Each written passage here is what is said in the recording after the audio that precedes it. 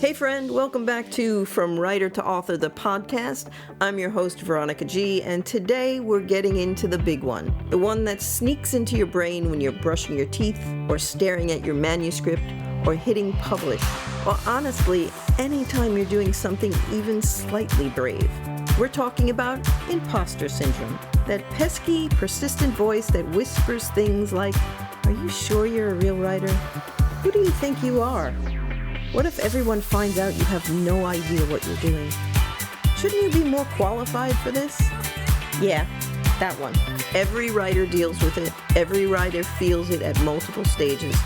And every writer thinks they're the only one experiencing it. So today we're shining a light on the truth. Imposter syndrome isn't a sign that you're not a writer. It's a sign that you are. So grab your coffee, pull up your cozy blanket, and let's have a real conversation about this. Because you don't have to fight that voice alone.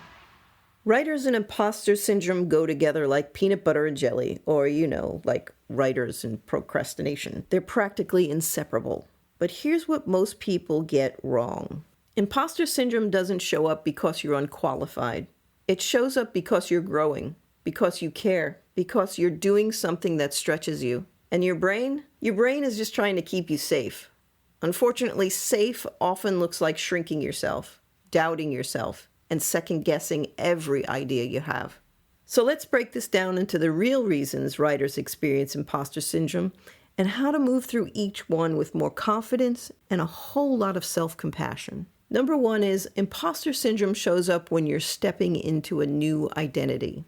Let's start with this. Every time you step into a new version of yourself, especially something as vulnerable as being a writer, your brain panics a little. It's like, wait, we've never done this before. Do we even know how? Is there a manual? Are we sure this is allowed? And suddenly you're questioning everything. But here's the truth that will free you. Identity shifts always feel like lying at first. The first time you say, "I'm a writer," it feels like you're wearing someone else's coat. A little too big, a little too fancy, a little too, who, me?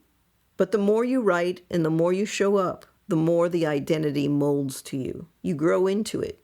You fill it out. You become the person you were afraid to claim. The discomfort isn't a warning. It's a sign you're expanding. Number two is that imposter syndrome loves to show up when you compare yourself to other authors. Oh yes, the comparison trap. You scroll through Instagram or Amazon or someone else's writing update post, and suddenly your brain goes, "Well, you're obviously behind. They're better. They know what they're doing. Everyone else seems more legit." But here's the thing. You're comparing your messy middle to someone else's polished highlight reel. You don't see their terrible drafts. You don't hear their self-doubt. You don't know their insecurities. You don't see the chapters that they deleted, the edits they cried through, or the times they considered quitting. Comparing yourself to someone else's finished product is like comparing your laundry pile to a model home on Pinterest. They're not in the same universe. Your journey is not supposed to look like anyone else's, and it doesn't need to. Number three is that imposter syndrome appears when you care deeply about your work.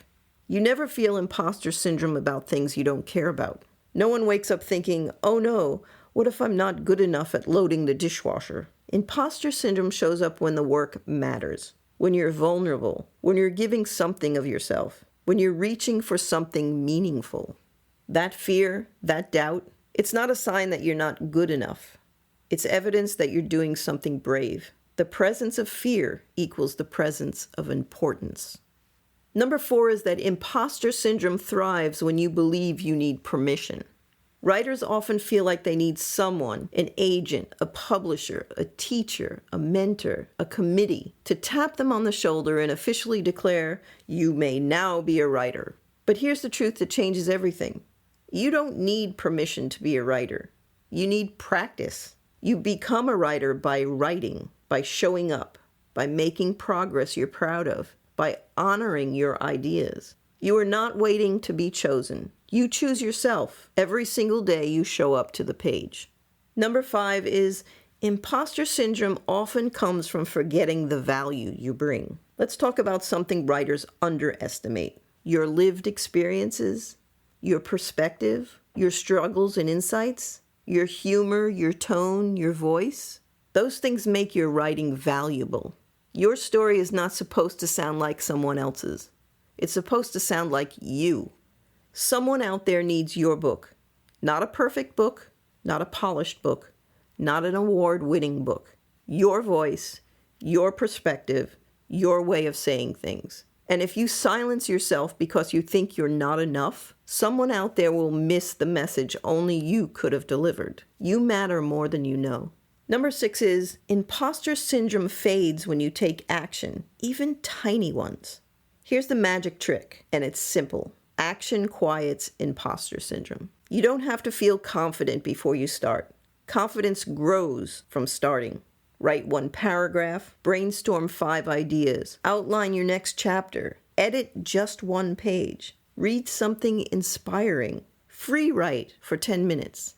Every tiny action reinforces the truth. I'm a writer, and I'm doing the work. Imposter syndrome loses its power when you keep moving. So if imposter syndrome has been hanging over you like a rain cloud, whispering that you're not legit, not ready, not good enough, I want you to hear me clearly. You're not an imposter. You're a writer in progress, a writer in motion, a writer growing into the next version of themselves. You feel doubt because you care. You feel fear because this matters. You feel uncertain because you're stepping into something bigger. Imposter syndrome isn't a sign you're failing. It's a sign you're evolving, and you're doing such a beautiful job. All right, my friend, before we wrap up today, I want to give you a little hint about next week's episode because it beautifully builds on what we talked about today. Next week, we're diving into something every writer worries about. Sometimes loudly, sometimes silently, but always deeply. Overcoming the fear of judgment, criticism, or worse, being ignored. If you've ever felt scared to publish, scared to share, scared to be seen, or scared that no one will see your work at all, you're going to feel so validated and so supported in the next episode. And hey, if you want more encouragement and practical writing wisdom every week, be sure to subscribe to my From Writer to Author newsletter at www.goldspielcreativeenterprises.com. You'll also find my free pre-publishing roadmap there, the 14 things every author should check before hitting publish. And don't forget, you can join my private Facebook group too, From Writer to Author, a self-publishing success community, where you'll find support, inspiration, and other writers who absolutely get what you're going through. All right, friend, go take a breath, go believe in yourself a little more, and go write something beautifully imperfect today. You've got this, and I'll see you next week.